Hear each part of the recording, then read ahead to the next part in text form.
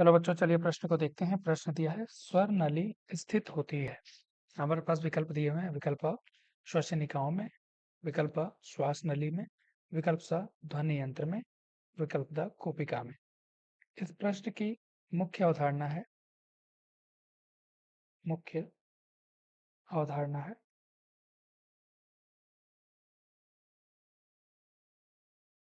स्वर नली।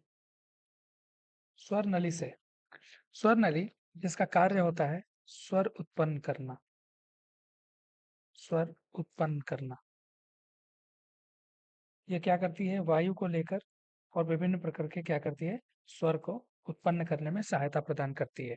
तो आइए हम विकल्पों के आधार पर इसको हम सिद्ध करने का प्रयास करते हैं। सबसे पहले अगर हम बात करें श्वसनिका में, श्वसनिका, श्वास नली, ध्वनि यंत्र और कुपिका, विभिन्न प्रकार के विकल्प दिए गए हैं। जब हम देखेंगे श्वास नली जिसे हम क्या बोलते हैं? ट्रैकिया भी कहते हैं, ट्रैकिया। ठीक है। और ये क्या करता है? एक तरह का हम इसे क्या बोलते हैं? वायु नलिका भी बोलते हैं, वायु नलिका भी कहते हैं। और ये वायु नलिका क्या करती है कि जब हम श्वसन करते हैं उस वक्त ये वायु को लेकर अंदर फेफड़ों तक पहुंचाने का कार्य करती है। उसके बाद जैसे ही ये जो श्वास नली होती है यह फिर से अलग अलग शाखाओं में विभाजित हो जाती है, जिसे हम बोलते हैं श्वसनिका।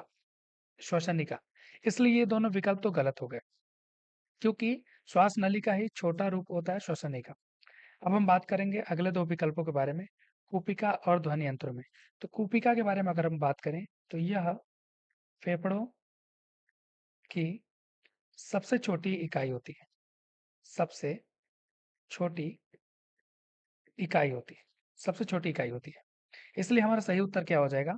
स ध्वनि यंत्र। ध्वनि यंत्र जिसे हम किसी अन्य भी नाम से जानते हैं, जिसे हम बोलते हैं लैरिंक्स।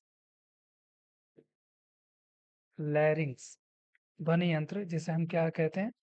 लैरिंक्स भी कहा जाता है। और इसी के अंदर क्या उपस्थित होती है? स्वर नली उपस्थित होती है। इसलिए हमारा सही उत्तर क्या हो जाएगा? विकल्प स हो जाएगा। आशा करते हैं इस प्रश्न का उत्तर आपको समझ में आया होगा। धन्यवाद।